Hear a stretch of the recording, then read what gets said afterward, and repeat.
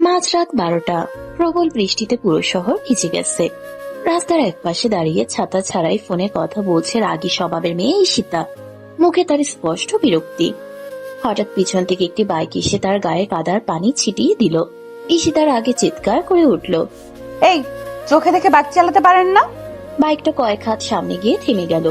ছেলেটা হেলমেট খুলে দৌড়ে ফিরে এলো, মুখ ভরা তার হাসি। সরি, একদম ইচ্ছে করে হয়নি। আপনি ঠিক আছেন? আমি ঠিক আছি কিনা সেটা আপনার জানার দরকার নেই। আগে নিজের ড্রাইভিং শিখে আসেন। আচ্ছা, তাহলে শাস্তি হিসেবে একটা কফি খাওয়াই। কি বললেন?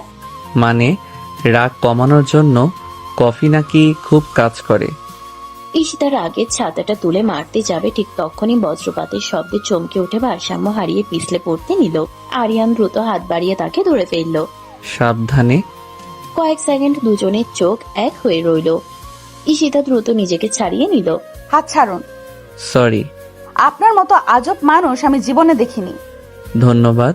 আমি কি আপনার প্রশংসা করলাম? না, কিন্তু আপনার মুখ থেকে বের হওয়া প্রতিটা কথাই আমার কাছে স্পেশাল লাগছে। আরিয়ানের কথা শুনে ঈশিতার চোখ বড় বড় করে তাকালো। ফ্লার্ট করছেন? না, সত্যি বলছি। ঠিক তখনই ঈশিতার ফোনে আবার কল আসলো। স্ক্রিনে লেখা বাবা। হ্যালো, কোথায় তুই? আজ শেষবারের মতো বলছি, আগামী সপ্তাহে তোর বিয়ে। আর কোনো অজুহাত শুনবো না। আমি এ বিয়ে করব না। তাহলে বাড়িতে এসে কথা বল। কল কেটে গেল। ঈশিতা বিরক্ত হয়ে ফোনটা ব্যাগে রেখে দীর্ঘশ্বাস ফেলল। কোনো সমস্যা? আপনার জানার দরকার নেই। আচ্ছা, তাহলে একটা কথা বলি। কি? আপনি যতটা রাগ দেখান, আমার মনে হয় ভেতরটা ততটাই একা। কথাটা শুনে ঈশিতা কয়েক মুহূর্ত চুপ করে রইল, যেন ছেলেটা তার মনের গোপন কথাই বলে ফেলেছে। আপনি মানুষকে এত তাড়াতাড়ি বুঝে ফেলেন? না, শুধু আপনার চোখটা অনেক কথা বলে। ঈশিতা কিছু বলার আগে রাস্তার ওপাশ থেকে একটি কালো গাড়ি এসে থামলো। চারজন লোক দ্রুত নেমে তাদের দিকে এগিয়ে আসতে লাগলো। একজন বলে উঠল, ম্যাম, স্যার আপনাকে এখনই বাসায় নিয়ে যেতে বলেছেন। আমি কোথাও যাব না। জোর করে নিয়ে যেতে হবে। লোকটা ঈশিতার হাত ধরতে আরিয়ান তার হাত শক্ত করে চেপে ধরলো। ওনার অনুমতি ছাড়া ওনার গায়ে হাত দেবেন না। চারপাশে হঠাৎ থমথমে নীরবতা নেমে এলো। লোকগুলো এবার আরিয়ানের দিকে তাকিয়ে মুচকি হাসলো। তাদের একজন শার্টের হাতা গুটিয়ে সামনে এগিয়ে এলো।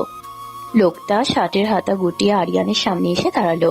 ঈশিতা কিছু বলার আগেই আরেকজন পেছন থেকে বলে উঠল, বেশি হিরো হতে যেও না, ম্যাডামকে নিয়ে যেতে এসেছি, সরে দাঁড়াও। উনি যদি যেতে না চান তাহলে কেউ উনাকে জোর করে নিয়ে যেতে পারবে না। আমি বলেছি আমি যাব না। ঈশিতার কথা শুনেও লোকগুলো থামলো না। একজন আবার ঈশিতার হাত ধরতে যাবে, ঠিক তখনই আরিয়ান তার হাত সরিয়ে দিল। শেষবারের মতো বলছি, সরে যা। না সরলে কি করবেন? লোকটার আগে ঘুষি মারতে গেল। আরিয়ান এক পাশে সরে তার হাত চেপে ধরে হালকা ধাক্কা দিতেই লোকটা কাদার মধ্যে পড়ে গেল। বাকি তিনজন একসাথে এগিয়ে এলো। এই, মারামারি করবেন না। আরিয়ান আর কোনো কথা বলল না। 2-1 মিনিটের মধ্যেই সবাইকে সামলে নিল। লোকগুলো ব্যথায় গাঁচড়াতে লাগলো। তুই কে রে? ওনার পরিচিত একজন। ঠিক তখনই ঈশিতার ফোন আবার বেজে উঠল। এবারও তার বাবার কল। হ্যালো। লোকগুলোকে কেন ফিরিয়ে দিলি? কারণ আমি যেতে চাই না। তুই বাড়ি না ফিরলে কাল সকালে আমি নিজেই ফিরে আসবো। ফোন কেটে গেল। ঈশিতা বিরক্ত হয়ে চোখ বন্ধ করলো। মনে হচ্ছে সমস্যাটা অনেক বড়। কিন্তু সেটা আমার একার সমস্যা। আজ থেকে চাইলে দুইজনেরও হতে পারে। ঈশিতা ব্রুকুচকে তাকালো। আপনি সবসময় এমন কথা বলেন? না, যার জন্য বলতে ইচ্ছা করে শুধু তাকেই বলি। ঈশিতা কিছুক্ষণ চুপ করে থাকলো, তারপর ধীরে ধীরে বলল, আপনি জানেন আমি কাউকে সহজে বিশ্বাস করি না। আমিও চাই না আপনি একদিনে বিশ্বাস করুন, সময় নিয়ে করুন। বৃষ্টি তখনও ঝরছে। ঠান্ডা ঈশিতা হালকা কেঁপে উঠল। আরিয়ান নিজের জ্যাকেট খুলে তার দিকে বাড়িয়ে দিল। এটা পরে নিন। লাগবে না। জ্বর হলে ওষুধ খাওয়ানোর সুযোগও তো পাবো না। কথাটা শুনে ঈশিতা অজান্তেই হেসে ফেলল। সঙ্গে সঙ্গে আবার মুখ গম্ভীর করে নিল। আপনি খুব বিরক্তিকর। কিন্তু একটু আগে তো হাসলেন। আমি হাসিনি। আচ্ছা, তাহলে আমার চোখের ভুল। ঈশিতা আর কিছু বলল না, ধীরে ধীরে জ্যাকেটটা হাতে নিল। এই তো, রাগী মানুষগুলোর মন আসলে অনেক নরম হয়। বেশি খুশি হবেন না, জ্যাকেট কাল ফেরত দিয়ে দেব। জ্যাকেট ফেরত দিলেও একটা শর্ত আছে। কি শর্ত? তখন 1 কাপ কফি আমার সাথে খেতে হবে। ঈশিতা উত্তর দেওয়ার আগেই রাস্তার পাশে একটি কালো গাড়ি এসে থামলো। গাড়ি থেকে নামলো স্যুট পরা এক ভদ্রলোক। তাকে দেখে ঈশিতার মুখের হাসি মিলিয়ে গেল।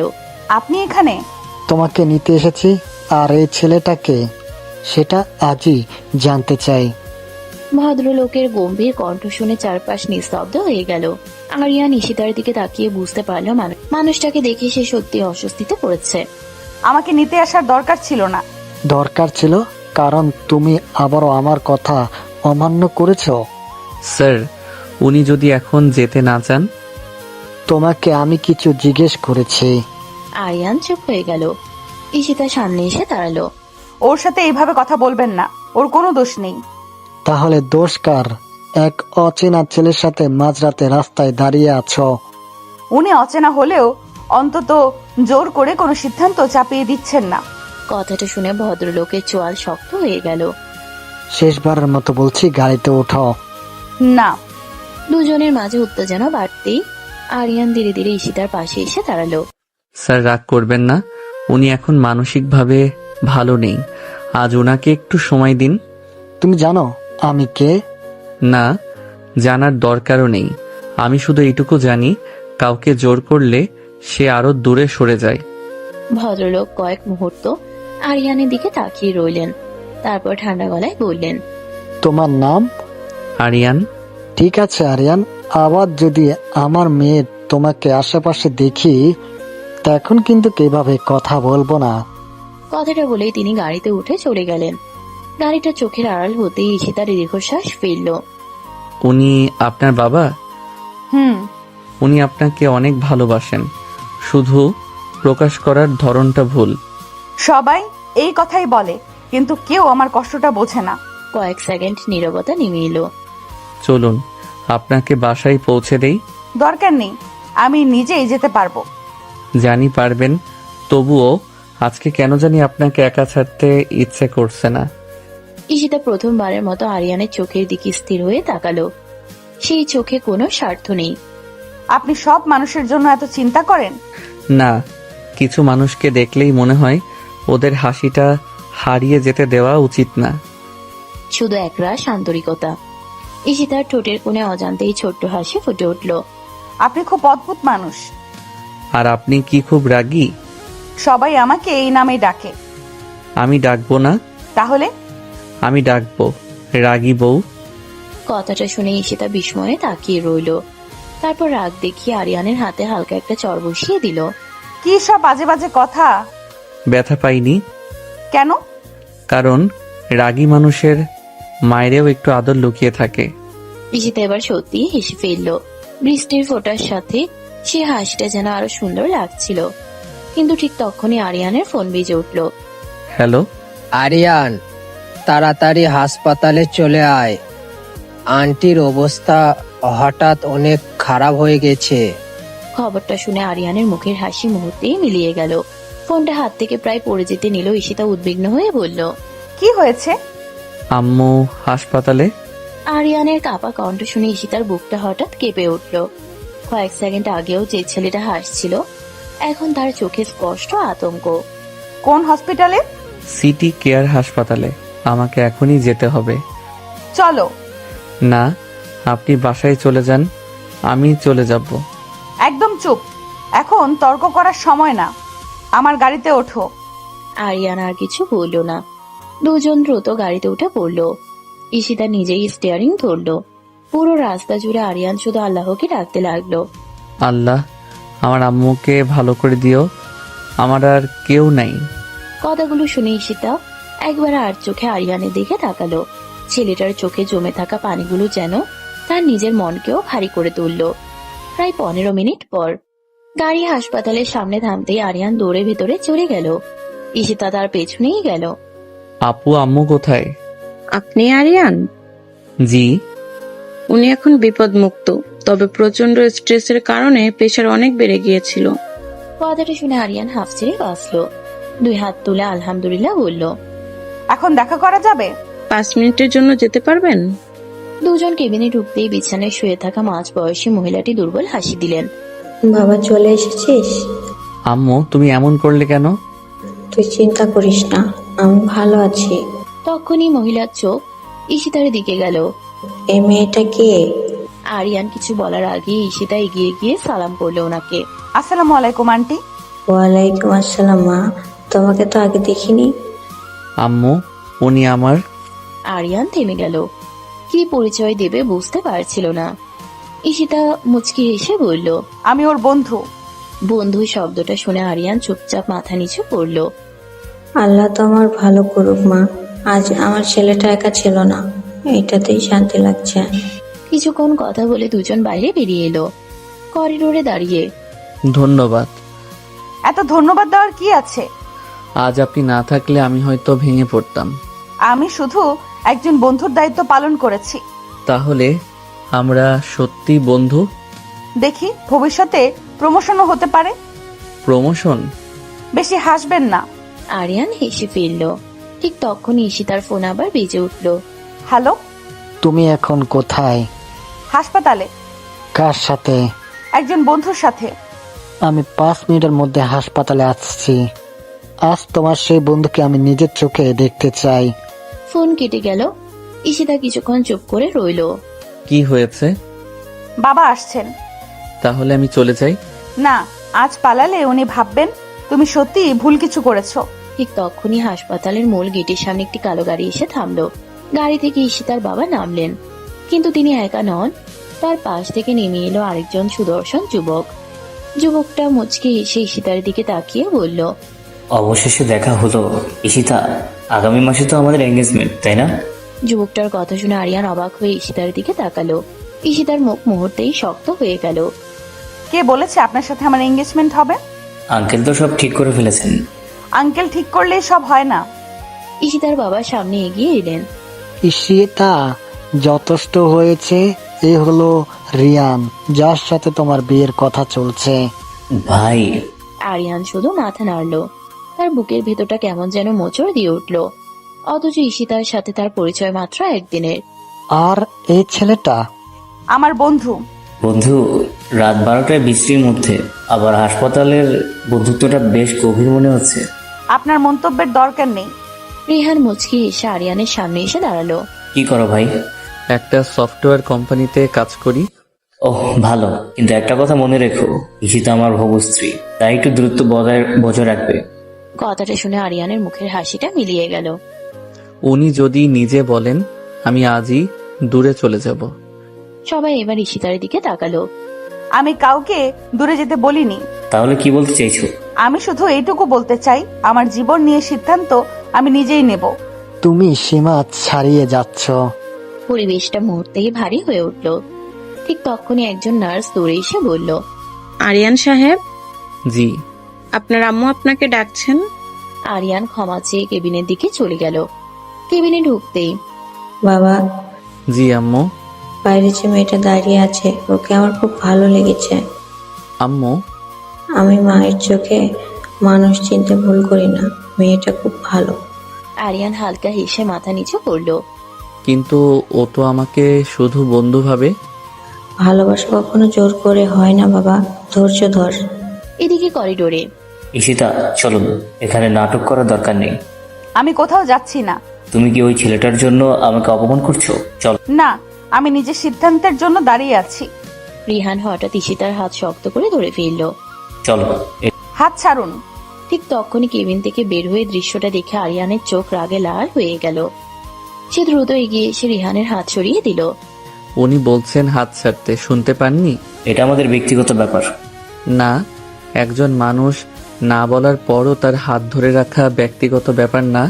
হাসপাতালের করিডোরে সবাই তাকিয়ে আছে। রিহান এবার রিয়াকে আরিয়ানের কলার চেপে ধরল। তুই বারবার আমার সামনে আসছিস কেন? আরিয়ান শান্ত গলায় বলল, কারণ উনি এখানে দাঁড়িয়ে থাকলে কেউ যেন জোর করতে না পারে। ঈশিতা এক দৃষ্টিতে আরিয়ানের দিকে তাকিয়ে রইল। জীবনে প্রথমবার কোনো ছেলে তার জন্য এভাবে দাঁড়িয়েছে। ঠিক তখনই হাসপাতালের ভেতর থেকে এক ডাক্তার দ্রুত বেরিয়ে এসে চিৎকার করে বললেন, আরিয়ান, রোগীর অবস্থা আবার খারাপের দিকে যাচ্ছে, জরুরি ভিত্তিতে অপারেশন করতে হবে, আর অপারেশনের আগে 5 লাখ টাকা এখনই জমা দিতে হবে। কথাটা শুনে আরিয়ানের মুখ এক মুহূর্তেই ফ্যাকাশে হয়ে গেল। তার পকেটে ছিল মাত্র কয়েক হাজার টাকা।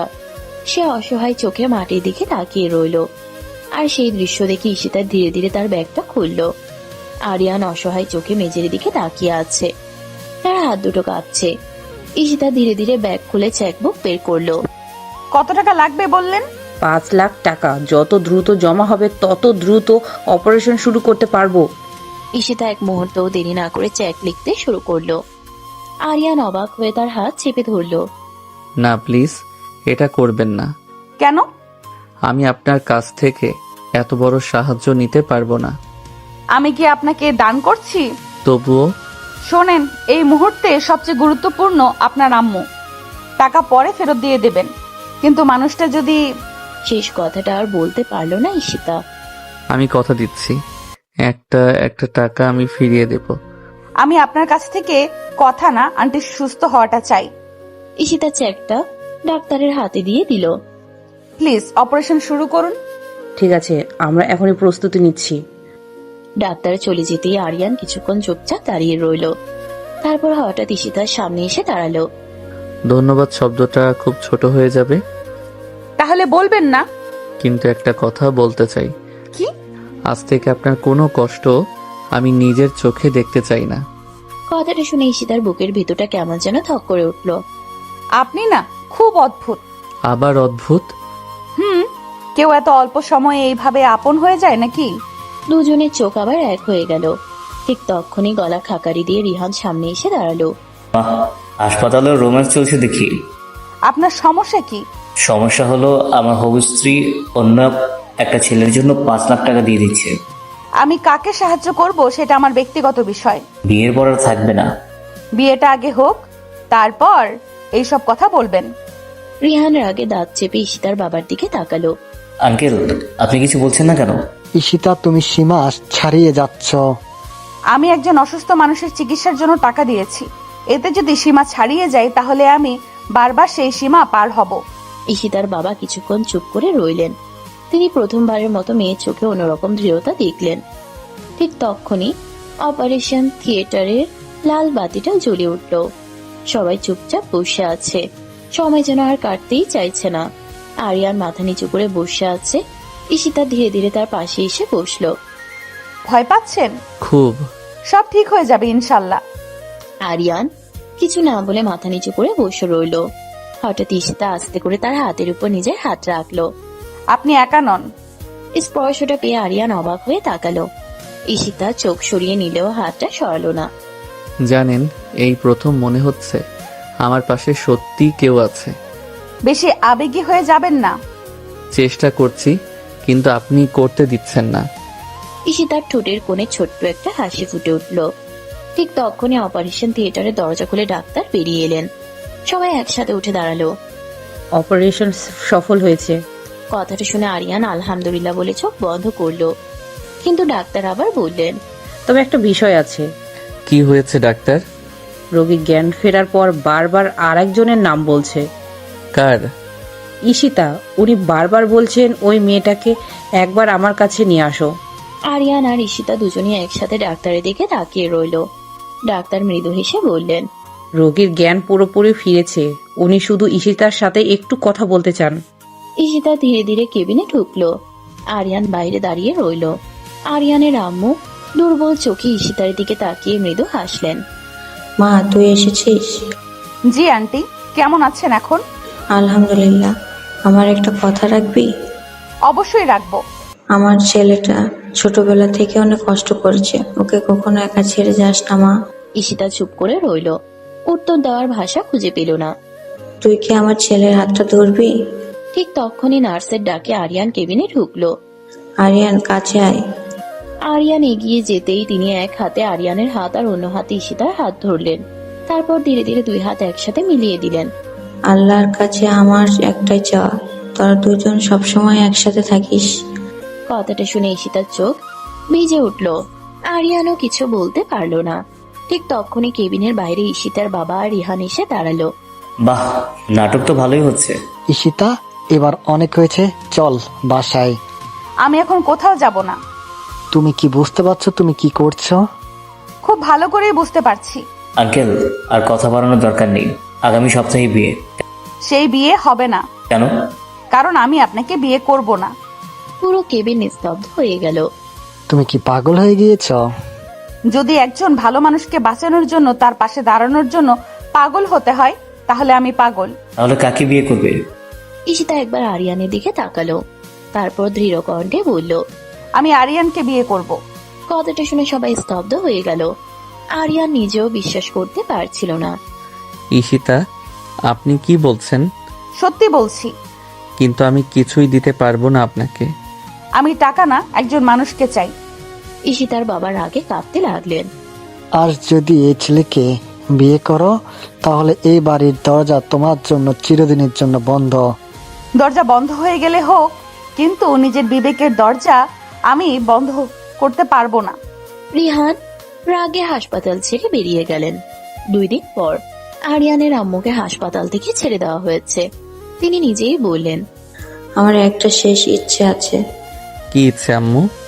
আমি বেঁচে থাকতে তোদের বিয়েটা নিজে চোখে দেখতে চাই। ঈশিতা চুপচাপ মাথা নিচু করে দাঁড়িয়ে রইল। আমিও রাজি। সেদিন বিকেলেই খুব ছোট করে কাছের একটি মসজিদের ইমামকে ডেকে আনা হলো। উপস্থিত ছিল শুধু আরিয়ানের আম্মু, ঈশিতার বড় ভাই আর কয়েকজন সাক্ষী। কন্যা ঈশিতা, আপনি কি স্বেচ্ছায় আরিয়ানকে আপনার স্বামী হিসেবে কবুল করেছেন? আলহামদুলিল্লাহ, কবুল করছি। আবার বলুন। কবুল করছি। তৃতীয়বার। কবুল করছি। আরিয়ানের চোখ ভিজে গেল। বড় আরিয়ান, আপনি কি স্বেচ্ছায় ঈশিতাকে আপনার স্ত্রী হিসেবে কবুল করেছেন? আলহামদুলিল্লাহ, কবুল করছি। আবার বলুন। কবুল করছি। তৃতীয়বার। কবুল করছি। দোয়া শেষ হতেই আরিয়ানের আম্মু চোখ মুছলেন। আজ মনে হচ্ছে আল্লাহ আমার সব দোয়া কবুল করে নিয়েছেন। ঈশিতা ধীরে ধীরে আরিয়ানের পাশে এসে দাঁড়ালেন। ঈশিতা ধীরে ধীরে আরিয়ানের পাশে এসে দাঁড়ালো। আজ থেকে আপনি শুধু ঈশিতা নন, তাহলে? আমার পুরো পৃথিবী। আরিয়ান আস্তে করে বলল। ঈশিতা লজ্জায় মুচকে হাসলো। আস্তে করে আরিয়ানের হাতটা ধরে ফেললো। আপনি? আমি? আমার সবচেয়ে সুন্দর সিদ্ধান্ত। দুজন একে অপরের দিকে তাকিয়ে রইল। দুজন নতুন এক জীবনের শুরু হলো তাদের ভালোবাসার হাত ধরে। বিয়ের সব আনুষ্ঠানিকতা শেষ। ঈশিতা আর আরিয়ান পাশাপাশি দাঁড়িয়ে আছে। দুজনের চোখে অন্যরকম এক শান্তি। ঠিক তখনই আরিয়ানের আম্মু মুচকি হেসে বললেন, এইভাবে দাঁড়িয়ে থাকবে নাকি? ওকে নিয়ে বাসায় যাবে না? আরিয়ান লজ্জা পেয়ে মাথা চুলকাতে লাগলো। বাসা তো খুব ছোট আম্মু। ছোট হলে সমস্যা কোথায়? আপনি কষ্ট পাবেন। একটা কথা বলবো? আপনার সাথে থাকলে কষ্ট আমার কাছে সুখ মনে হয়। কথাটা শুনে আরিয়ানের বুকের ভিতরটা কেঁপে উঠল। সে চুপচাপ ঈশিতার দিকে তাকিয়ে রইল। আচ্ছা, এখন তোদের রোমাঞ্চ পরে করিস, আগে আমাকে বাসায় নিয়ে চল। তিনজন একসাথে বাসায় চলে গেল। ছোট্ট 2 রুমের বাসা, কিন্তু ঘরটা পরিষ্কার পরিচ্ছন্ন। ঈশিতা চারদিকে তাকিয়ে মৃদু হেসে বলল, জানেন, আমার এত বড় বাড়িতে থেকেও কখনো এত শান্তি লাগেনি। সত্যি? কারণ এখানে অভিনয় নেই। আরিয়ান কিছু বলল না, শুধু মুচকি হাসলো। ঠিক তখনই আরিয়ানের আম্মু বললেন, ঈশিতা মা, আমার আলমারিতে একটা শাড়ি আছে, ওটা পরে আয় তো। এখনই আসছি আম্মু। কয়েক মিনিট পর ঈশিতা হালকা গোলাপি রঙের শাড়ি পরে বের হলো। ভেজা চুলগুলো কাঁধে ছড়িয়ে আছে তার। আরিয়ান তাকিয়ে থেকে ভুলে গেল যে চোখ নামাতে হয়। এইভাবে কি দেখছেন? একটা কথা বলবো? বলুন। আপনাকে আজ অসম্ভব সুন্দর লাগছে। ঈশিতার গাল লাল হয়ে গেল। মিথ্যা প্রশংসা করতে হবে না। আমি মিথ্যা বলতে শিখিনি। ঈশিতা চোখ নামিয়ে ফেলল। আরিয়ানের আম্মু সব দেখছিলেন। তিনি হাসতে হাসতে বললেন, আমি একটু ওষুধ খেয়ে ঘুমাই, তোরা গল্প কর। আম্মু নিজের রুমে চলে যেতেই ঘরে নীরবতা নেমে এলো। চা খাবেন? আপনি বানাতে পারেন? খুব ভালো পারি। তাহলে আজ আপনার হাতের চা খেতে চাই। কিছুক্ষণ পর দুজন বারান্দায় পাশাপাশি বসে চা খেতে লাগলো। হালকা বাতাসে ঈশিতার চুল বারবার উড়ে এসে আরিয়ানের মুখে লাগছিল। আরিয়ান আস্তে করে চুলগুলো কানের পাশে গুজে দিল। ঈশিতা একটু চমকে উঠল। কি করছেন? বারবার মুখে লাগছিল। আর যদি আবার লাগে? তাহলে আবার সরিয়ে দেব। ঈশিতা মুচকি হেসে কাপের দিকে তাকিয়ে রইল। কিছুক্ষণ পর, একটা কথা বলি, বলুন। আজ প্রথমবার মনে হচ্ছে আমি সত্যিই কারো স্ত্রী। আর আমার মনে হচ্ছে আল্লাহ আমার সব হারানো জিনিস একসাথে ফিরিয়ে দিয়েছেন। ঈশিতা ধীরে ধীরে নিজের হাতটা আরিয়ানের হাতের উপর রাখলো। একটা প্রতিশ্রুতি দিবেন? জীবন দিয়েও রাখবো। কোনোদিন আমার হাত ছেড়ে যাবেন না। যদি ছাড়তেই হয় তারপর? তাহলে মৃত্যুই আমাদের আলাদা করবে। কথাটা শুনে ঈশিতার চোখ ভিজে আসলেও মুখে একটা প্রশান্ত হাসি ফুটে উঠল। সে মাথাটা ধীরে ধীরে আরিয়ানের কাঁধে রেখে দিল। আরিয়ানও আলতো করে ঈশিতার হাতটা নিজের হাতে জড়িয়ে নিল। বাইরে হালকা বাতাস বইছে, আর তাদের নতুন জীবনের প্রথম সন্ধ্যাটা নীরব ভালোবাসায় ভরে উঠল। রাত অনেক হয়ে গেছে, চারদিকে একদম নীরবতা। ঈশিতা বারান্দায় দাঁড়িয়ে আকাশের চাঁদ দেখছে। হালকা বাতাসে তার চুলগুলো বারবার উড়ে এসে মুখ ঢেকে দিচ্ছে। ঠিক তখনই পিছন থেকে আরিয়ান ধীরে ধীরে এসে দাঁড়ালো। ঘুম আসছে না? না, নতুন জীবনের প্রথম রাত, কেমন যেন অন্যরকম লাগছে। আমারও। কিছুক্ষণ দুজনেই চুপ করে দাঁড়িয়ে রইল। নীরবতাটাও যেন আজ কথা বলছিল। একটা কথা বলবো? বলুন। আজও বিশ্বাস হচ্ছে না আপনি সত্যি আমার স্ত্রী। কেন? কারণ আমি কখনো ভাবিনি আমার মতো সাধারণ একজন মানুষের জীবনে আপনি আসবেন। আরে আমি কখনো ভাবিনি এত বড় বাড়িতে থেকেও যে শান্তি পাইনি সেটা একটা ছোট্ট বাসায় এসে খুঁজে পাবো। আরিয়া মুচকি হেসে ঈশিতার দিকে তাকালো। আপনার ঠান্ডা লাগবে, ভেতরে চলুন। আর একটু দাঁড়াই। ঠিক আছে, তবে একটা শর্ত। কি শর্ত? ঠান্ডা লাগলে পরে কিন্তু আমার উপর রাগ করা যাবে না। আচ্ছা, করব না। কথাটা বলে ঈশিতা হেসে ফেলল। সেই হাসিটা দেখে আরিয়ান কয়েক মুহূর্ত তাকিয়ে রইল। এইভাবে কি দেখছেন? হাসলে আপনাকে আরো সুন্দর লাগে। ঈশিতা লজ্জায় চোখ নামিয়ে ফেলল। আপনি না মাঝে মাঝে এমন কথা বলেন যে উত্তর খুঁজে পাই না। উত্তর দিতে হবে না, তাহলে?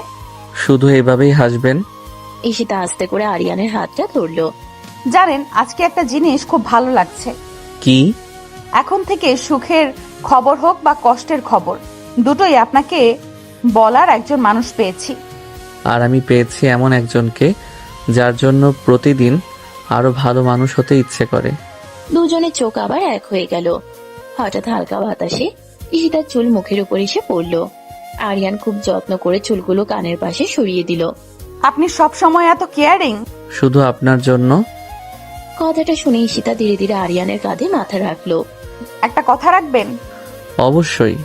যত ব্যস্তই থাকুন, প্রতিদিন অন্তত একবার আমাকে বলবেন যে আপনি আমাকে ভালোবাসেন। একবার কেন? তাহলে? যতবার আপনার হাসি দেখব ততবারই বলবো। ঈশিতা হেসে ফেলল। তারপর আলতো করে আরিয়ানের হাতটা আরো শক্ত করে ধরে বলল, I love you Aryan. Aryan কিছুক্ষণ চুপ করে থেকে ঈশিতার কপালে খুব আলতো করে একটি ভালোবাসার চুমু এঁকে দিল। আমিও আপনাকে অনেক ভালোবাসি মিসেস আরিয়ান। ঈশিতা লজ্জায় চোখ বন্ধ করে ফেলল। তাহলে এবার শুরু করি। কাছে এসো, আরো কাছে। আজ থাক প্লিজ, খুব লজ্জা লাগছে। জামাইয়ের কাছে লজ্জা কিসের? তোমার ঠোঁটের স্পর্শ সব লজ্জা ঢেকে দেবে। আহ, কি নরম ঠোঁট তোমার। মনে হচ্ছে সারা জীবন এই ঠোঁটের সাথে লেগে থাকি। আরিয়ান ঈশিতার ঠোঁট কামড়ে ধরলো। পাগলের মতো কামড়াতে লাগলো। ঈশিতার একদিকে যেমন ব্যথা লাগছে, তেমন অন্যরকম আনন্দ অনুভূত হচ্ছে। চোখ বন্ধ করে পুরোটা সময় অনুভব করতে লাগলো। আরিয়ান ঈশিতার আঁচল সরিয়ে ফেললো। ব্লাউজের বোতামে হাত দিতে গেলে ঈশিতা আরিয়ানের হাত ধরে ফেললো। উফ, ছাড়ো, কি করছো এসব? আর পারছি না, আজ এ পর্যন্তই থাক। হাত সরাও বলছি। আজকে কোনো বাধা শুনবো না। কতগুলো দিন এই রাত 3টার জন্য অপেক্ষা করেছি। তোমার শরীরের প্রতিটি জায়গায় আজ আমার ভালোবাসার স্পর্শ রেখে দেব। আরিয়ান আরো শক্ত করে ঈশিতার বুক চেপে ধরলো। ঈশিতা চরম সুখে জোরে জোরে নিঃশ্বাস নিতে থাকলো। আরিয়ান এক হাতে ঈশিতার বুকে আদর করতে থাকলো আর পাগলের মতো চুমু খেতে লাগলো। ঈশিতা আরিয়ানের মাথায় হাত দিয়ে তার বুকে চেপে ধরলো আর মিটিমিটি হাসতে লাগলো। আর কত? হ্যাঁ, কিছু বাকি রাখবে না? নিজের বউয়ের ক্ষেত্রে আবার কিসের বাকি? যা আছে সবই তো আমার। আরে পাগল, সকাল হয়ে গেছে, এবার তো ছাড়ো। আরো সময় আছে এসব করার। কি আর করার? কথা বলতে বলতেই তো অর্ধেক রাত পার করে ফেলেছিলাম। এজন্যই আর এখন কিছু করার সময় নেই। যাও তাহলে পাগলি, গোসল করে ফেলো। হ্যাঁ, সেটাই বলছিলাম, একেবারে গোসল করে বের হই। যাই তাহলে। এই শোনো, তোমার ঠোঁট কিন্তু অনেক মজার। ইস, কি মজা খেতে, প্রতিদিন খেতে চাই। শখ কত, আর খাওয়া যাবে না, যা খেয়েছো এনাফ। না না, সেটা হবে না। আচ্ছা শোনো, তুমি এখন তাহলে গোসলে যাও, আমি একটু ঘুমিয়ে নেই। পরদিন সকাল, জানালার ফাঁক দিয়ে সূর্যের আলো ঘরে ঢুকছে। ঈশিতার ঘুম ভাঙতেই সে অনুভব করলো তার হাতের উপর কারো হাত রাখা। চোখ খুলে দেখলো আরিয়ান পাশেই ঘুমিয়ে আছে। ঘুমের মধ্যেও তার মুখে একটা শান্ত হাসি। ঈশিতা কিছুক্ষণ চুপ করে আরিয়ানের দিকে তাকিয়ে রইল। এই মানুষটা এত কষ্টের পরও কিভাবে এত শান্ত থাকতে পারে? ঈশিতা ধীরে করে উঠে বসতে গেল, কিন্তু আরিয়ানের ঘুম ভেঙে গেল। কোথায় যাচ্ছেন? আপনি জেগে গেলেন? আপনি পাশে না থাকলে ঘুম ভেঙে যায়। ঈশিতা অবাক হয়ে তাকালো। এত সকালে এত কথা শিখলেন কোথায়? বিয়ের পর বুঝলাম বউকে খুশি রাখার জন্য একটু বেশি কথা বলতেও হয়। ও তাই নাকি? তবে একটা সমস্যা আছে। কি সমস্যা? আমার বউ খুব রাগী। আমি রাগী? তবে তবে রাগ করলে আরো বেশি সুন্দর লাগে। ঈশিতা মুখ ঘুরিয়ে হাসি লুকানোর চেষ্টা করলো। আপনি আমাকে সবসময় এভাবে বোকা বানান। না, আমি শুধু সত্যি কথা বলি। ঠিক তখনই আরিয়ানের আম্মু দরজায় এসে দাঁড়ালেন। তোমরা কি সকাল থেকে গল্পই করবে নাকি নাস্তাও খাবে? দুজনেই লজ্জা পেয়ে গেল। আম্মু আপনি বসুন, আমি নাস্তা তৈরি করছি। তুমি? কেন, আমি পারবো না? পারবে না বলিনি, শুধু ভাবছি এত বড় বাড়ির মেয়ে রান্নাঘরে দাঁড়াবে। আম্মু, বড় বাড়ি দিয়ে কি হয়? নিজের মানুষগুলোর জন্য কিছু করতে পারাটাই তো আসল। কথাটা শুনে আরিয়ানের আম্মুর চোখ ভিজে উঠল। আল্লাহ তোকে সুখী করুক মা। ঈশিতা রান্নাঘরে চলে গেল। কিছুক্ষণ পর আরিয়ানও পেছনে পেছনে গেল। আপনি এখানে কি করছেন? সাহায্য করতে এসেছি। আপনি রান্না পারেন? ডিম ভাজতে পারি। বাহ, অনেক বড় যোগ্যতা। আপনার জন্য এটা দিয়ে শুরু করি। ঈশিতা হাসতে লাগলো। আরিয়ানও হাসতে হাসতে ডিম ভাজতে শুরু করলো। হঠাৎ আরিয়ানের হাতে একটু গরম তেল ছিটকে পড়লো। হাত দেখান। ঈশিতা তাড়াতাড়ি আরিয়ানের হাত ধরে পানি দিয়ে দিল। এত চিন্তা করছেন কেন? কারণ আপনি আমার। কথাটা বলি ঈশিতা থেমে গেল। নিজের মুখের কথা নিজেই বুঝতে পেরে লজ্জা পেল। আরিয়ান মুচকি হাসলো। আবার বলবেন? কি? কিছু না। আপনি অনেক দুষ্টু হয়ে গেছেন। আপনার ভালোবাসাই হয়েছি। দুজনের হাসির শব্দ পুরো ছোট্ট ঘরটাকে ভরে দিল। ঠিক তখনই দরজায় কড়া নাড়ার শব্দ হলো। আরিয়ান দরজা খুলতেই সামনে একজনকে দেখে থমকে গেল। আপনি এখানে? দরজার সামনে দাঁড়িয়ে আছে ঈশিতার বাবা। আমার মেয়ের সাথে কিছু কথা আছে।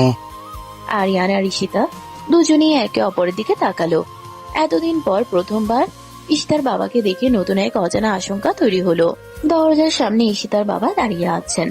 মুখে আগের মতো রাগ নেই, বরং এক ধরনের ক্লান্তি আর অনুশোচনা দেখা যাচ্ছে। আরিয়ান কিছুক্ষণ চুপ করে দেখে সরে দাঁড়ালো। ভিতরে আসুন আঙ্কেল। ঈশিতার বাবা ঘরের ভিতরে ঢুকলেন। ছোট্ট ঘরটা চারদিকে তাকিয়ে দেখলেন। তারপর তার চোখ গিয়ে থামলো ঈশিতা আর আরিয়ানের দিকে। তোমরা ভালো আছো? জি বাবা। অনেকদিন পর বাবার মুখে নিজের জন্য এত নরম স্বর শুনে ঈশিতার চোখ ভিজে উঠল। আমি জানি আমি তোমার সাথে অনেক অন্যায় করেছি। বাবা। না মা, আজ আমাকে বলতে দাও। তিনি ধীরে ধীরে সোফায় বসে পড়লেন। আমি সবসময় ভেবেছি তোমার জন্য আমি সবসময় ভালো সিদ্ধান্ত নিচ্ছি, কিন্তু কখনো বুঝিনি তোমার মনের কথাটা শোনার দরকার ছিল। ঈশিতা চুপ করে তার বাবার দিকে তাকিয়ে রইল। যেদিন হাসপাতালে দেখলাম এই ছেলেটা নিজের কষ্ট ভুলে তোমার পাশে এসে দাঁড়িয়ে আছে, সেদিন বুঝেছি মানুষ বড় হয় টাকায় না, মন দিয়ে। আরিয়ান মাথা নিচু করে দাঁড়িয়েছিল। আরিয়ান। জি আঙ্কেল। আমার মেয়েকে কষ্ট দিও না। কখনো না। আর একটা কথা। বলুন। আমার মেয়েটা বাইরে থেকে অনেক শক্ত, কিন্তু ভিতরে খুব অভিমানী। ওর রাগ দেখলে বুঝবে আসলে ও কষ্ট পেয়েছে। আরিয়ান মৃদু হেসে ঈশিতার দিকে তাকালো। সেটা আমি বুঝে গেছি আঙ্কেল। কি বুঝেছেন? আপনার রাগের পিছনেও যে অনেক ভালোবাসা লুকিয়ে থাকে। ঈশিতা চোখ বড় বড় করে আরিয়ানের দিকে তাকালো। আপনি আমার বাবার সামনেও আমাকে লজ্জা দিতে ছাড়বেন না? সত্যি কথা বললে লজ্জা লাগে নাকি? ঈশিতার বাবা প্রথমবারের মতো দুজনকে দেখে হেসে ফেললেন। তোমাদের দুজনকে দেখে মনে হচ্ছে আমার ভয় পাওয়ার কোনো কারণ নেই। ঠিক তখনই আরিয়ানের আম্মু ঘর থেকে বেরিয়ে এলেন। কে এসেছে বাবা? ঈশিতার বাবা উঠে দাঁড়ালেন। বিয়ে সাহেব, আপনার কাছে একটা কথা বলতে এসেছি। বলুন। আমার মেয়েকে আপনার ছেলের হাতে দিয়ে আমি নিশ্চিন্ত। কথাটা শুনে আরিয়ানের আম্মুর চোখে পানি চলে এলো। আল্লাহ আমাদের সন্তানদের সুখী করুক। সবাই কিছুক্ষণ চুপ করে রইল। কিছুক্ষণ পর ঈশিতার বাবা চলে যাওয়ার পর ঈশিতা বারান্দায় দাঁড়িয়েছিল। আরিয়ান ধীরে ধীরে তার পাশে এসে দাঁড়ালো। মন খারাপ? না। মিথ্যা বলছেন। আপনি এত কিছু বোঝেন কিভাবে? কারণ এখন থেকে আপনার হাসি আর কষ্ট দুটোই আমার দায়িত্ব। ঈশিতা মৃদু হেসে তাকালো। জানেন, আগে মনে হতো আমি একাই সব সামলাতে পারি। এখন মনে হয় পাশে একজন থাকলে পথটা অনেক সহজ হয়। আরিয়ান আস্তে করে ঈশিতার হাত ধরলো। তাহলে একটা কথা মনে রাখবেন। কি? যত ঝড়ই আসুক আপনার হাতটা আমি ছাড়বো না। ঈশিতা কিছু না বলে আরিয়ানের হাতটা শক্ত করে ধরলো। ঠিক তখনই আরিয়ানের ফোন বেজে উঠলো। আরিয়ান ফোনের দিকে তাকিয়ে থেমে গেল। অপরিচিত একটা নম্বর থেকে কল এসেছে। হ্যালো। ও পাশ থেকে একটি কণ্ঠ শুনে আরিয়ানের মুখের হাসি মুহূর্তেই হারিয়ে গেল। আরিয়ান, তুই কি সত্যিই ভাবছিস সব শেষ হয়ে গেছে? আরিয়ান চুপ করে গেল। ঈশিতা চিন্তিত মুখে তার দিকে তাকালো। কে ফোন করেছে? আরিয়ান কোনো উত্তর দিল না, কারণ সে বুঝতে পারলো তাদের নতুন জীবনের সামনে আবারও পুরনো কোনো ঝড় আসতে চলেছে। আরিয়ানের মুখের হাসি হঠাৎ মিলিয়ে গেল। অপরিচিত কণ্ঠটা তার পুরনো কিছু স্মৃতি মনে করিয়ে দিল। আপনি কে? আমাকে ভুলে গেছিস নাকি আরিয়ান? এত তাড়াতাড়ি সব ভুলে গেলি? আরিয়ান কিছুক্ষণ চুপ করে রইল। ঈশিতা বুঝতে পারলো এই ফোনের ওপাশের মানুষটা আরিয়ানের জন্য সাধারণ কেউ না। আরিয়ান, কে ফোন করেছে? আরিয়ান ফোনটা কেটে দিয়ে কিছুক্ষণ নিজের দিকে তাকিয়ে রইল। আমাকে বলবেন না? কিছু বিষয় আছে যেগুলো বলতে গেলে পুরনো কষ্টগুলো আবার সামনে চলে আসে। আর আপনি কি ভাবেন একা একা সব কষ্ট সহ্য করবেন? আরিয়ান ঈশিতার দিকে তাকালো। তার চোখে অভিমান আর ভালোবাসা দুটোই ছিল। আমি চাই না আমার কারণে আপনার জীবনে কোনো সমস্যা আসুক। আমার জীবনে সমস্যা আসবে কিনা সেটা আমি ঠিক করব, আপনি না। ঈশিতা, শুনুন, বিয়ের আগে আপনি একা ছিলেন, কিন্তু এখন না। এখন আপনার কষ্টের ভাগ নেওয়ার জন্য আমি আছি। ঈশিতার কথাগুলো শুনে আরিয়ানের চোখে পানি জমে উঠল। যে মানুষটা সারা জীবন নিজের কষ্ট লুকিয়ে রেখেছে, আজ প্রথমবার কেউ তার কষ্ট বুঝতে চাইছে। আপনি জানেন ছোটবেলায় একটা মানুষ আমাকে বলেছিল আমি কোনোদিন ভালো কিছু করতে পারবো না। আর এখন মনে হয় আমি পারবো, কারণ কেউ একজন আমার উপর বিশ্বাস করে। ঈশিতা মুচকে হাসলো। সেই বিশ্বাসটা যেন কখনো ভাঙেন না। চেষ্টা করব না, প্রতিজ্ঞা করছি। ঠিক তখনই আবার আরিয়ানের ফোন বেজে উঠল। একই নম্বর। এবার ছাড়ুন। না। কেন? কারণ আমি ভয় পাচ্ছি। আপনি ভয় পাচ্ছেন? কারণ ওই মানুষটা আমার অতীত আর আমি আপনার বর্তমান। কথাটা শুনে আরিয়ানের ফোনটা হাতে নিল। ঈশিতার দিকে তাকিয়ে কল রিসিভ করলো। বলুন। অবশেষে ধরলি। ভাবছিলাম বিয়ের পর বউয়ের ভালোবাসা সব ভুলে গেছিস। আপনার কি দরকার? তোর সাথে দেখা করতে চাই। আমার কোনো আগ্রহ নেই।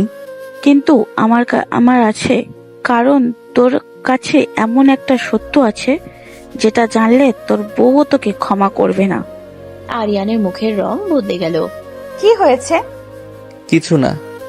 কিন্তু ঈশিতা বুঝতে পারলো আরিয়ান কিছু লুকোচ্ছে। আপনার চোখ বলছে কিছু একটা হয়েছে। ঈশিতা, আমাকে সত্যিটা বলুন। আরিয়ান কিছুক্ষণ চুপ করে রইল, তারপর ধীরে ধীরে বলল, আমার জীবনে এমন একটা অধ্যায় আছে যেটা আমি আপনাকে এখনো বলিনি। কি অধ্যায়? যে কারণে আমি মনে করতাম আমি কখনো কারো ভালোবাসা পাওয়ার যোগ্য না। ঈশিতা চুপচাপ আরিয়ানের পাশে এসে দাঁড়ালো। আজ আপনি আমার স্বামী। আপনার অতীত যাই হোক, সেটা আমার জানার অধিকার আছে। যদি জানার পর আমাকে ঘৃণা করেন তাহলে সেটা আমার সিদ্ধান্ত হবে, কিন্তু না জেনে দূরে থাকা আমার সম্ভব না। আরিয়ান দীর্ঘশ্বাস ফেলল, তারপর ঈশিতার হাত ধরলো। ঠিক আছে, আজ আপনাকে সব বলবো। ঈশিতা শান্ত চোখে আরিয়ানের দিকে তাকিয়ে রইল, কিন্তু সে জানতো না আরিয়ানের বলা সেই সত্য তাদের সম্পর্ককে আরো শক্ত করবে নাকি নতুন কোনো ঝড় নিয়ে আসবে। রাত গভীর হয়ে গেছে। আরিয়ান আর ঈশিতা দুজনেই বারান্দায় বসে আছে। চারপাশ নীরব, কিন্তু দুজনের মনে অনেক প্রশ্ন। আরিয়ান, হুম। আপনি যদি বলতে না চান আমি জোর করব না, কিন্তু একটা কথা মনে রাখবেন, আপনার কষ্ট আমার কাছে বোঝা না। আরিয়ান কিছুক্ষণ চুপ করে রইল, তারপর ধীরে ধীরে বলতে শুরু করলো। আমার বাবা যখন মারা যান তখন আমি অনেক ছোট। সংসারের সব দায়িত্ব আম্মুর কাঁধে চলে আসে। অনেক কষ্ট করে আম্মু আমাকে বড় করেছেন। তারপর কিছু মানুষ আমাদের দুর্বলতার সুযোগ নিয়েছিল। যাদের আপন ভেবেছিলাম তারাই একদিন আমাদের ছেড়ে চলে যায়। আরিয়ানের গলা ভারী হয়ে গেল। আমি তখন বুঝেছিলাম এই পৃথিবীতে নিজের জন্য নিজেকেই লড়তে হয়। তাই বলে সবাইকে দূরে সরিয়ে রাখতেন? কারণ যাকে আপন করতাম তাকেই হারানোর ভয় হতো। ঈশিতা চুপচাপ আরিয়ানের কথা শুনছিল। ওই মানুষটাই আজ ফোন করেছে। আমার অতীতের একজন মানুষ। কে সে? আমার বাবার ছোট ভাইয়ের ছেলে। আপনার চাচাতো ভাই? একসময় আমরা খুব কাছের ছিলাম, কিন্তু একটা ঘটনার পর সব বদলে যায়। কি ঘটনা? আরিয়ান কিছুক্ষণ চোখ বন্ধ করে রইল। আমার বাবার রেখে যাওয়া কিছু সম্পত্তি ছিল।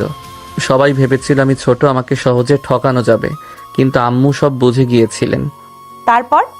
আম্মুকে মিথ্যা অপবাদ দেওয়া হয়েছিল। বলা হয়েছিল তিনি নাকি লোভের জন্য সব করছেন। ঈশিতার চোখে রাগ ফুটে উঠল। আপনার আম্মুকে কেউ কষ্ট দিয়েছিল? আর সেই দিন থেকে আমি ঠিক করেছিলাম একদিন নিজের পায়ে দাঁড়াবো। আপনি দাঁড়িয়েছেন? কিন্তু একটা জিনিস হারিয়ে ফেলেছিলাম। কি? বিশ্বাস করার ক্ষমতা। ঈশিতা ধীরে ধীরে আরিয়ানের হাত নিজের হাতে নিল। তাহলে আজ থেকে নতুন জিনিস শিখুন। কি? সবাই একরকম না। আরিয়ান ঈশিতার দিকে তাকিয়ে রইল। আপনি কেন এত ভালো? জানি না।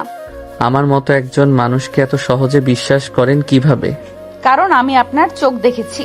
মিথ্যা মানুষ কখনো এত কষ্ট লুকিয়ে রাখতে পারে না। আরিয়ানের চোখ ভিজে উঠল। আপনি জানেন, আজ প্রথমবার মনে হচ্ছে আমার লড়াইগুলো বৃথা যায়নি। কেন? কারণ শেষে এসে আমি আপনাকে পেয়েছি।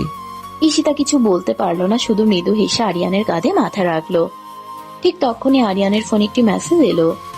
আরিয়ান ফোন হাতে নিয়ে মেসেজটা পড়তেই তার মুখের হাসি হারিয়ে গেল। কি হয়েছে? আরিয়ান ফোনটা ঈশিতার দিকে বাড়িয়ে দিল। মেসেজে লেখা, তুই যতই সুখী হওয়ার চেষ্টা করিস, সত্যিটা একদিন তোর বউয়ের সামনে আসবেই। ঈশিতা মেসেজটা পড়ে শান্তভাবে আরিয়ানের দিকে তাকালো। আমাকে ভয় দেখানোর চেষ্টা করছে কেউ। ঈশিতা, কিন্তু একটা কথা মনে রাখবেন। কি? আমি আপনার পাশে দাঁড়িয়েছি আপনার অতীত না জেনে না, আপনার মানুষটাকে দেখে। আরিয়ান কিছু বলার আগে ঈশিতা তার হাত শক্ত করে ধরে ফেলল। এইবার আপনার অতীত যদি ফিরে আসে, আমরা দুজন মিলে তার সামনে দাঁড়াবো। আরিয়ান প্রথমবার অনুভব করলো সে আর একা নয়। কিন্তু কে সেই মানুষ যে তাদের সুখ নষ্ট করতে চাইছে? আরিয়ানে লুকিয়ে রাখা সত্যই বা কি? তাহলে এবার চলো বিছানায় যাই, তোমাকে আদর করে দেই। কতক্ষণ আদর করতে পারিনি আমার বউটাকে। যাও, আবার শুরু করলে? এত রোমান্টিক কথা আসে কোত্থেকে? এত হট বউ থাকলে তো রোমান্টিকতা এমনিই চলে আসবে। আরিয়ান পেছন থেকে এসে তাকে জড়িয়ে ধরে, চুলগুলো সরিয়ে ঘাড়ে চুমু দিতে থাকে, কানের চুল সরিয়ে চুমু দিতে থাকে। এক হাতে ঈশিতার পুরো শরীরে স্পর্শ করে, আর এক হাতে ঈশিতাকে চেপে ধরে রাখে যাতে সে নড়তে না পারে। আরো কাছে এসো, আদরে আদরে ভরিয়ে দাও আমাকে। হঠাৎ করে ঈশিতার শরীরে ঝড় বয়ে গেল। পিছন দিকে ফিরে এক ঝটকায় আরিয়ানের শার্ট খুলে ফেলল। আরিয়ানকে শক্ত করে জড়িয়ে ধরল। ঈশিতার শরীরের প্রতিটি ভাঁজ আরিয়ান ফিল করলো। এক হাতে ঈশিতার কোমর চেপে ধরলো, আর এক হাতে চুল। তোমার নিঃশ্বাস ফিল করতে পারি। এত জোরে নিঃশ্বাস নিচ্ছ কেন? ভালোবাসার মানুষ কাছে থাকলে এরকমই হয়। চলো বিছানায় যাই, তোমাকে মন ভরে দেখি। চাইলে তো বউকে কোলে নিয়েও বিছানায় ফেলে দেওয়া যায়। আচ্ছা ম্যাম, এই ছিল আপনার মনে। চলুন আজকে আপনাকে কুইন ট্রিটমেন্টই দিব। ঈশিতাকে কোলে তুলে নেয় আরিয়ান, বিছানায় শুয়ে দেয়। এক টান দিয়ে শাড়িটা খুলে ফেলে, ঈশিতার উপর ঝাঁপিয়ে পড়ে, যেন অনেক দিনে জমানো সুখ আছে উজাড় করে দিবে। এ কেমন আদর? আমি তো পাগল হয়ে যাচ্ছি। আরো আদর করো, আদরে আদরে আমাকে ভরিয়ে দাও। আজ সব কিছু তোমাকে উজাড় করে দিলাম। আরিয়ান উঠে লাইটটা অফ করে দিল, টেবিল ল্যাম্পে জেলে দিল।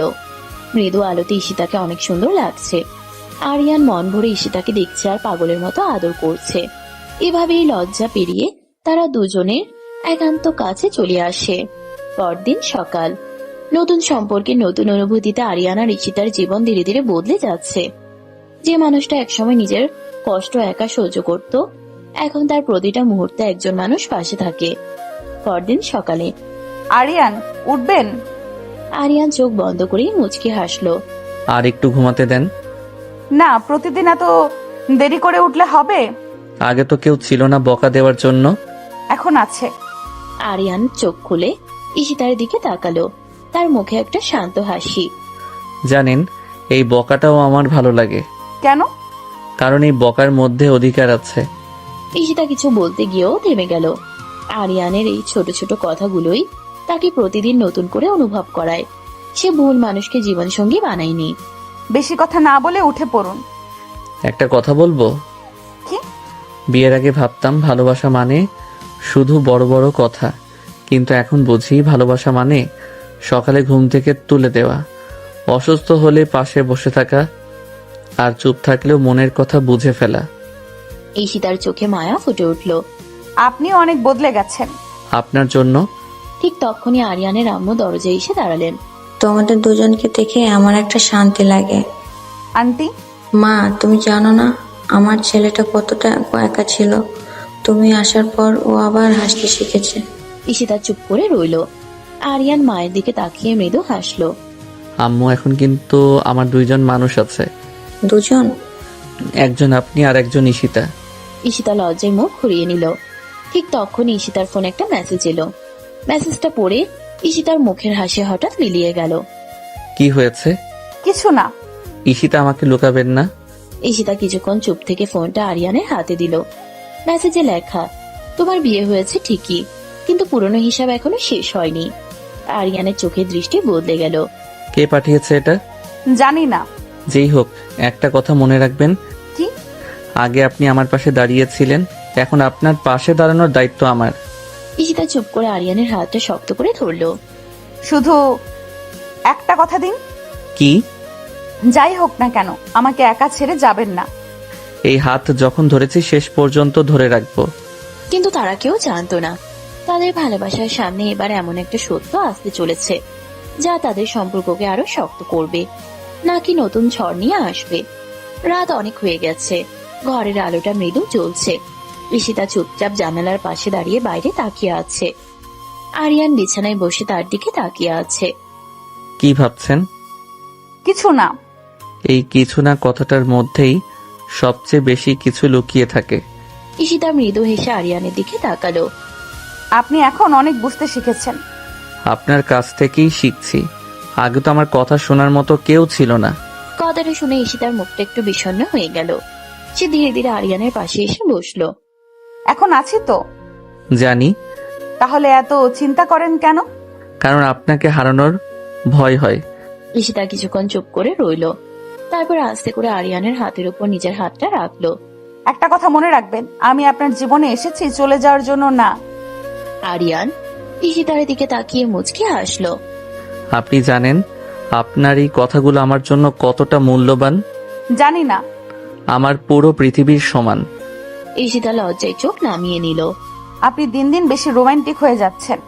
দোষটা আপনার। আমার? হ্যাঁ, আগে ভালোবাসা কি জানতাম না, এখন আপনি শিখিয়ে দিয়েছেন। ঠিক তখনই দরজায় শব্দ হলো। দুজনেই তাকালো। বাবা একটু আসবে? জি আম্মু। আরিয়ান বাইরে চলে গেল। ঈশিতা তার শাশুড়ির কাছে গেল। মা, একটা কথা ছিল। বলেন আন্টি। তোমার জীবনে কি কোনো কষ্ট আছে যেটা তুমি আমাদের বলো না? প্রশ্নটা শুনে ঈশিতা চুপ হয়ে গেল। ঈশিতার চোখের সামনে পুরনো কিছু স্মৃতি ভেসে উঠল। না আন্টি। মা, মিথ্যা বলো না। আমি একজন মা, মুখ দেখে বুঝতে পারি। ঈশিতা কিছু বলতে পারলো না। ঠিক তখনই আরিয়ান ফিরে এলো। কি হয়েছে? ঈশিতা দ্রুত নিজেকে সামলে নিল। কিছু না। আবার কিছু না? আরিয়ান বুঝতে পারলো ঈশিতা কিছু লুকোচ্ছে। রাতে আজ আপনি আমাকে সত্যিটা বলবেন? কোন সত্য? যে কষ্টটা আপনি লুকিয়ে রাখেন। ঈশিতা কিছুক্ষণ নীরব রইল। আরিয়ান, সবাই ভাবে আমার জীবন অনেক সহজ ছিল, টাকা পরিবার সবকিছু ছিল, কিন্তু কেউ জানে না ছোটবেলা থেকে আমি নিজের সিদ্ধান্ত নেওয়ার অধিকার পাইনি। তারপর সবাই আমার জন্য ঠিক করতো আমি কি করব, কার সাথে থাকবো, শুধু আমার মনের কথা কেউ জানতে চাইতো না। আরিয়ান চুপচাপ শুনছিল। কিন্তু আপনি প্রথম মানুষ যে আমাকে কিছু দেওয়ার আগে আমার কষ্টটা বুঝতে চেয়েছেন। কারণ আপনি শুধু আমার স্ত্রী না, তাহলে আপনি আমার সবচেয়ে কাছের মানুষ। ঈশিতার চোখে পানি চলে এলো। আমি ভাগ্যবান যে আপনাকে পেয়েছি। আরিয়ান ধীরে করে তার চোখের পানি মুছে দিল। আর আমি ভাগ্যবান যে আমার মতো একজন মানুষকে আপনি বেছে নিয়েছেন। দুজনের মুহূর্তটা আরো গভীর হয়ে উঠল। ঠিক তখনই বাইরে থেকে আবার ফোনের শব্দ এলো। আরিয়ান ফোন হাতে নিতেই তার মুখের ভাব বদলে গেল। কার ফোন? যে মানুষটা এতদিন পর আমাদের জীবনে ফিরে এসেছে। কে? আরিয়ান ফোনের স্ক্রিনের দিকে তাকিয়ে রইল। আমার অতীত। আরিয়ান কিছুক্ষণ ফোনের স্ক্রিনের দিকে তাকিয়ে রইল। নামটা দেখে তার মুখের হাসি মুহূর্তেই হারিয়ে গেল। কে ফোন করেছে? একজন যাকে আমি ভেবেছিলাম আমার জীবন থেকে অনেক আগেই চলে গেছে। কে? আরিয়ান কোনো উত্তর দিল না, শুধু ফোনটা হাতে নিয়ে বারান্দায় চলে গেল। হ্যালো। অনেক বড় হয়ে গেছিস দেখছি, বিয়েও করে ফেলেছিস। আপনি আমাকে ভুলে গেছিস? ভুলে যাওয়ার চেষ্টা করেছি। আরিয়ানের গলা ভারী হয়ে গেল। এত বছর পর ফোন করার কারণ কি? কারণ তোর জীবনে এমন একজন এসেছে যার কারণে পুরনো সত্যগুলো আবার সামনে আসবে। পরিষ্কার করে বলুন। তোর স্ত্রী ঈশিতা, সে জানে না তার বাবার সাথে আমার সম্পর্কটা কি ছিল। কথাটা শুনে আরিয়ানের চোখ বড় বড় হয়ে গেল। ঈশিতার বাবার সাথে আপনার সম্পর্ক? হ্যাঁ, আর সেই সম্পর্কের কারণেই তোর জীবনেও বদলে গিয়েছিল। আরিয়ানের হাত শক্ত হয়ে গেল। আপনি কি বলতে চাইছেন? সত্যিটা জানতে চাইলে কাল রাত 8টায় পুরনো বাড়িতে আসিস। একা আসবি? ফোন কেটে গেল। আরিয়ান কিছুক্ষণ স্থির হয়ে দাঁড়িয়ে রইল। আরিয়ান? আরিয়ান চমকে পিছনে তাকালো। আপনি এখানে? আপনার মুখ দেখেই বুঝেছি কিছু একটা হয়েছে। কিছু না। আবার মিথ্যা? আরিয়ান চুপ করে গেল। আমি আপনার স্ত্রী, আপনার কষ্টের সময় পাশে থাকার অধিকার আমার আছে। কিন্তু যদি সত্যিটা জানার পর আপনার চোখে আমি বদলে যাই? আপনি কি মনে করেন একটা সত্যি ভালোবাসার চেয়ে বড়? আরিয়ান ঈশিতার দিকে তাকিয়ে রইল। আমি ভয় পাচ্ছি। কিসের? আপনাকে হারানোর। ঈশিতা ধীরে ধীরে আরিয়ানের হাত ধরল। যেদিন আপনি আমার জীবনে এসেছিলেন সেদিন আমিও তো ভয় পেয়েছিলাম, কিন্তু আপনি আমাকে বিশ্বাস দিয়েছিলেন। এবার আমার পালা। আরিয়ান কিছু বলতে পারল না, শুধু ঈশিতার হাতটা শক্ত করে ধরল। পরদিন রাত আরিয়ান পুরনো একটি বাড়ির সামনে এসে দাঁড়ালো। চারপাশ অন্ধকার। বাড়িটা দেখে তার পুরনো কিছু স্মৃতি মনে পড়ে গেল। এত বছর পর আবার এখানে? দরজাটা ধীরে ধীরে খুলে গেল। একজন মহিলার সামনে এসে দাঁড়ালো। চিনতে পারছিস? আরিয়ান স্তব্ধ হয়ে গেল। আপনি? হ্যাঁ, আমি। আপনি তো মৃত ভেবেছিলি? আরিয়ানের মুখ ফ্যাকাশে হয়ে গেল। কিন্তু এটা অসম্ভব। অসম্ভব অনেক কিছুই সম্ভব হয় যখন মানুষ সত্য লুকায়। আপনি এতদিন কোথায় ছিলেন? সেই উত্তর দেওয়ার আগে তোকে একটা সত্য জানতে হবে। কি সত্য? মহিলা ধীরে ধীরে একটা পুরনো ছবি বের করলো। তোর আর ঈশিতার বিয়ে কোনো কাকতালীয় ঘটনা না। আরিয়ানের চোখ ছবিটার দিকে আটকে গেল। ছবিতে দেখা যাচ্ছে বহু বছর আগে আরিয়ানের পরিবার আর ঈশিতার পরিবারের একসাথে একটি ছবি। এটা? হ্যাঁ, তোর আর ঈশিতার পরিবারের সম্পর্ক অনেক পুরনো। কিন্তু কেন আমাকে কেউ কিছু বলেনি? কারণ কিছু মানুষ চেয়েছিল তোমরা কখনো সত্যিটা জানতে না পারো। ঠিক তখনই পেছন থেকে আরেকজনের কণ্ঠ ভেসে এলো। কারণ সত্যিটা বের হলে অনেকের মুখোশ খুলে যাবে। আরিয়ান দ্রুত পিছনে তাকালো। সেখানে দাঁড়িয়ে থাকা মানুষটাকে দেখে তার চোখ বড় বড় হয়ে গেল। আপনি? আরিয়ান অবাক হয়ে তাকিয়ে রইল। সামনে দাঁড়িয়ে থাকা মানুষটাকে দেখে তার মুখ থেকে কোনো কথা বের হলো না। আপনি এখানে? লোকটা ধীরে ধীরে সামনে এগিয়ে এলো। মুখে ছিল একটা অদ্ভুত শান্ত হাসি। হ্যাঁ আরিয়ান, কারণ এই গল্পের কিছু অংশ এখনো তোমার অজানা। আপনি এতদিন কোথায় ছিলেন আর কেন সবাইকে মনে করতে দিলেন আপনি নেই? লোকটা কিছুক্ষণ চুপ করে রইল। কারণ আমি বেঁচে থাকলে কিছু মানুষ তাদের পরিকল্পনা সফল করতে পারতো না। কার পরিকল্পনা? ঠিক তখনই আগের সেই মহিলা একটা পুরনো ফাইল টেবিলের উপর রাখলো। এই ফাইলের মধ্যে এমন কিছু প্রমাণ আছে যা তোমার পুরো জীবন বদলে দেবে। আমি কিছুই বুঝতে পারছি না। বুঝবে, কিন্তু তার আগে একটা কথা জানতে হবে। কি? তোমার আর ঈশিতার দেখা হওয়া, বিয়ে হওয়া সবকিছুই আসলে ভাগ্যের খেলা ছিল না। আরিয়ান অবাক হয়ে তাকিয়ে রইলো। তাহলে? কেউ একজন চেয়েছিল তোমরা দুজন একে অপরের জীবনে আসো। কে? মহিলা ধীরে ধীরে ফাইলটা খুললো। ভিতরে থাকা একটি চিঠি আরিয়ানের হাতে দিল। তাই তোমার বাবার লেখা। আরিয়ানের হাত কেঁপে উঠল। আমার বাবা? হ্যাঁ, মৃত্যুর আগে উনি এই চিঠিটা রেখে গিয়েছিলেন। আরিয়ান ধীরে ধীরে চিঠিটা খুললো।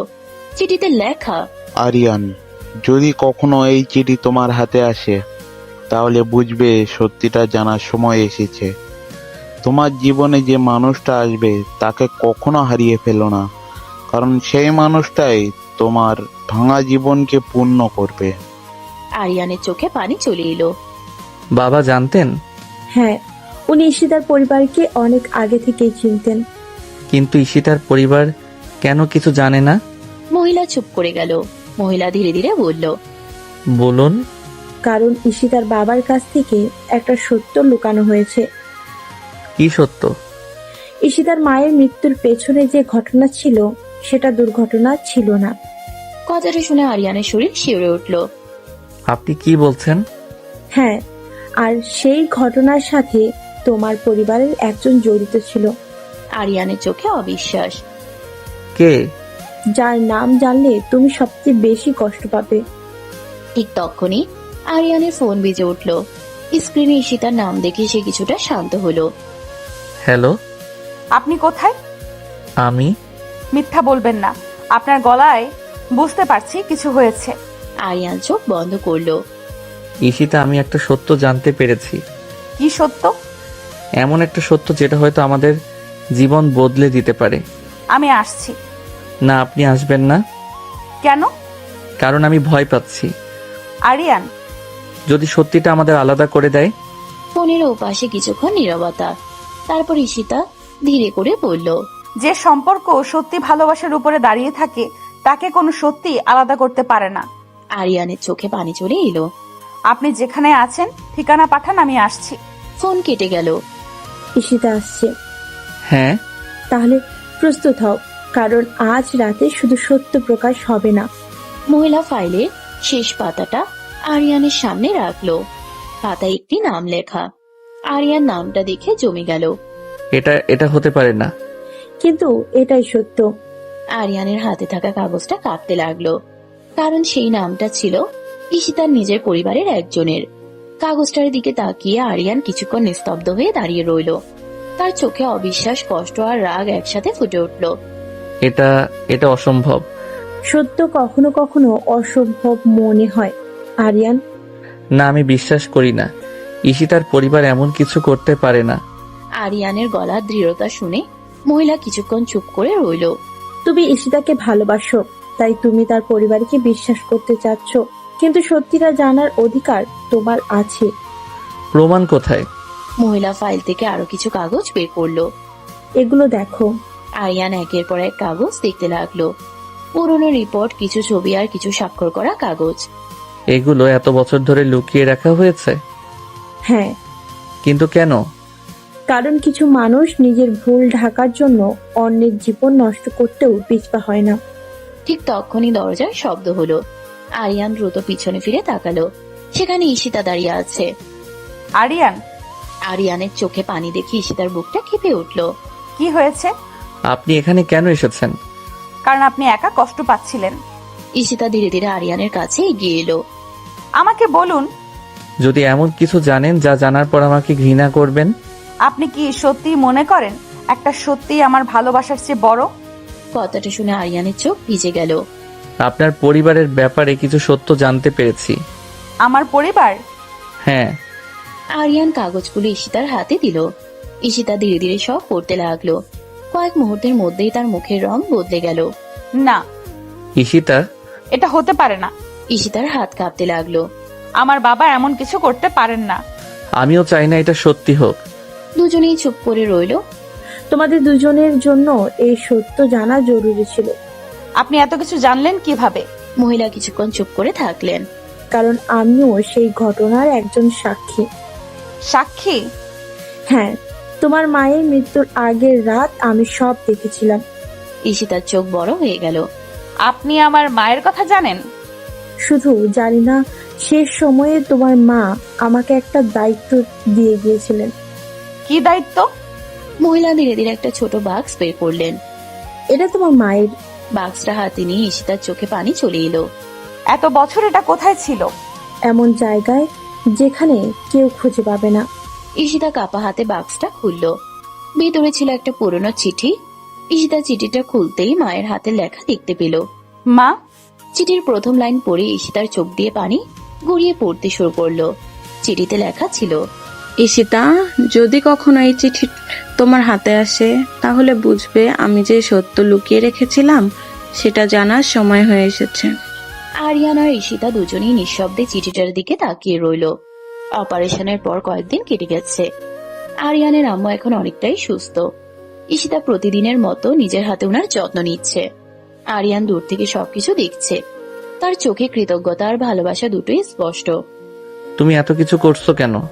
আবার সেই একই প্রশ্ন? কারণ আমি এখনো বিশ্বাস করতে পারি না কেউ আমার জন্য এতটা করতে পারে। আমি কি শুধু তোমার জন্য করছি? তাহলে? উনি আমারও মা এখন। আরিয়ান মুচকি এসে ঈশিতার দিকে তাকালো। জানো, আগে ভাবতাম আমার জীবনে সুখ বলে কিছু নেই। আর এখন? এখন মনে হয় আল্লাহ আমার সব কষ্টের বিনিময়ে তোমাকে দিয়েছেন। ঈশিতা লজ্জায় অন্যদিকে তাকিয়ে নিল। বেশি কথা বলতে শিখে গেছো? তোমার কাছ থেকেই শিখেছি। ঠিক তখনই আরিয়ানের আম্মু তাদের দিকে তাকিয়ে মুচকি হাসলেন। তোমাদের দুজনকে দেখে এমন একটা কথা মনে হয়। কি মা? তোমরা দুজন দুজনের জন্য তৈরি হয়েছ। কথাটা শুনে দুজনেই চুপ হয়ে গেল। রাতে ঈশিতা বারান্দায় দাঁড়িয়ে আকাশ দেখছিল। আরিয়ান ধীরে ধীরে তার পাশে এসে দাঁড়ালো। কি ভাবছো? ভাবছি জীবনটা কত অদ্ভুত। কেন? যাকে চিনতাম না আজ তার জন্য এত চিন্তা করি। আমিও ভাবি, যে মেয়েটাকে প্রথম দেখেছিলাম শুধু সাহায্য করার মানুষ হিসেবে, সে আজ আমার পুরো পৃথিবী। ঈশিতা হালকা হাসলো। একটা কথা বলবো? বলো। তুমি কি কখনো আমাকে ছেড়ে যাবে? প্রশ্নটা শুনে আরিয়ান কিছুক্ষণ চুপ করে রইল। একটা কথা মনে রেখো ঈশিতা, যেদিন সবাই তোমার বিরুদ্ধে যাবে সেদিনও আমি তোমার পাশে থাকব। সত্যি? হ্যাঁ, কারণ তুমি শুধু আমার স্ত্রী না, তুমি আমার জীবনের সেই মানুষ যে আমাকে আবার বাঁচতে শিখিয়েছে। ঈশিতার চোখে পানি চলে এলো। সে আরিয়ানের হাত শক্ত করে ধরে ফেলল। ঠিক তখনই আরিয়ানের ফোন বেজে উঠল। আরিয়ান ফোন হাতে নিয়ে অবাক হয়ে গেল। এই নম্বরটা তো কার? যাকে আমি মৃত ভেবেছিলাম। আরিয়ানের মুখের হাসি মুহূর্তেই হারিয়ে গেল। কি হয়েছে? এই নম্বরটা আমার বাবার। ঈশিতা অবাক হয়ে গেল। কিন্তু তুমি তো বলেছিলে। হ্যাঁ, আমি বলেছিলাম উনি অনেক বছর আগে আমাদের ছেড়ে চলে গেছেন। আরিয়ান ফোনটা রিসিভ করলো। আরিয়ান? কণ্ঠটা শুনে আরিয়ানের চোখ বড় বড় হয়ে গেল। বাবা? বাবা, তোমার সাথে আমার অনেক কথা আছে। আরিয়ান কিছু বলার আগে কল কেটে গেল। কি বললো? জানি না, কিন্তু মনে হচ্ছে আমার অতীত আবার ফিরে এসেছে। ঈশিতা আরিয়ানের হাত ধরে বলল, এবার তুমি একা না।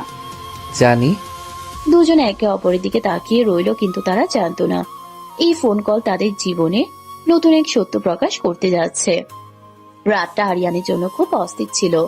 বাবার ফোন আসার পর থেকে তার চোখে ঘুম নেই। পুরনো অনেক স্মৃতি একসাথে ফিরে আসছে। ঈশিতা চুপচাপ পাশে বসে আছে। তুমি কি এখনো ভাবছো? কি নিয়ে? ছোটবেলায় যেদিন বাবা আমাদের ছেড়ে চলে গিয়েছিল সেদিন আমি ঠিক করেছিলাম আর কখনো তাকে খুঁজবো না, কিন্তু আজ এত বছর পর উনি নিজে ফোন করলেন। সব প্রশ্নের উত্তর একদিন না একদিন পাওয়া যায়। যদি উত্তরটা কষ্টের হয়, তাহলে আমরা একসাথে সেই কষ্ট পার করব। ঈশিতার কথায় আরিয়ান মৃদু হাসলো। সে বুঝতে পারলো জীবনে কিছু মানুষ আসে যারা শুধু সুখের সময় না, কঠিন সময়েও পাশে থাকে। পরদিন আরিয়ান একা বাবার সাথে দেখা করতে গেল। ঈশিতা যেতে চাইলেও আরিয়ান তাকে বাসায় থাকতে বলেছিল। আমার অতীতের সাথে আজ আমাকে একাই দেখা করতে হবে। কিন্তু মনে রেখো, ফিরে আসার পর তোমার বর্তমান তোমার জন্য অপেক্ষা করবে। আরিয়ান ঈশিতার দিকে তাকিয়ে হাসলো। আমার বর্তমানই আমার সবচেয়ে বড় শক্তি। আরিয়ান পুরনো একটি ঠিকানায় গেল।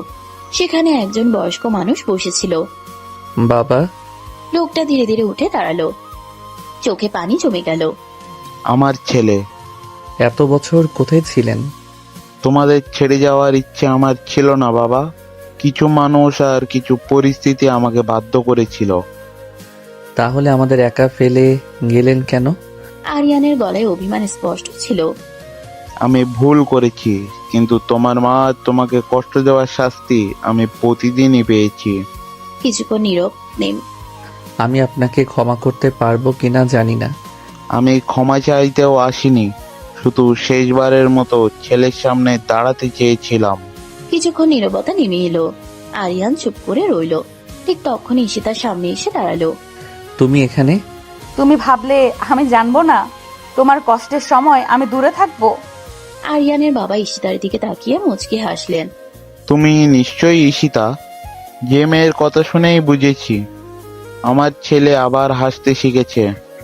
বাবা, পুরনো কষ্ট ধরে রাখলে নতুন সুখগুলো হারিয়ে যায়। কথাটা শুনে আরিয়ানের বাবা চোখ মুছে নিলেন। কয়েকদিন পর আরিয়ানের বাবা ধীরে ধীরে তাদের জীবনের অংশ হয়ে গেলেন। পুরনো ভুলগুলো ঠিক করা সম্ভব না হলেও নতুন সম্পর্কগুলো আবার তৈরি হতে লাগলো এক সন্ধ্যায়। কি ভাবছো? ভাবছি জীবনটা আসলেই অদ্ভুত। কেন? যে ছেলেটা একদিন ভেবেছিল তার পাশে কেউ নেই, আজ তার একটা পরিবার আছে। ঈশিতা হাসলো। আর এই সব কিছুর পেছনে একজন মানুষ আছে। কে? আমার রাগী, জেদি, কিন্তু সবচেয়ে ভালো মনের স্ত্রী। আমি কি রাগী? অনেক। আর সুন্দরও। ঈশিতা লজ্জা পেয়ে অন্যদিকে তাকালো। তুমি না একদম বদলে গেছো। তোমার ভালোবাসায়। আরিয়ান ঈশিতার হাত ধরে বলল, প্রতিশ্রুতি দিচ্ছি জীবনের শেষ দিন পর্যন্ত তোমার হাত এভাবেই ধরে রাখবো। আমিও। দুজনের চোখে ছিল ভালোবাসা, বিশ্বাস আর একসাথে পথ চলার প্রতিশ্রুতি। কখনো কখনো জীবন আমাদের এমন মানুষের সাথে পরিচয় করিয়ে দেয় যাদের আমরা খুঁজিনি, কিন্তু তারাই হয়ে যায় আমাদের সবচেয়ে বড় প্রাপ্তি। সমাপ্ত।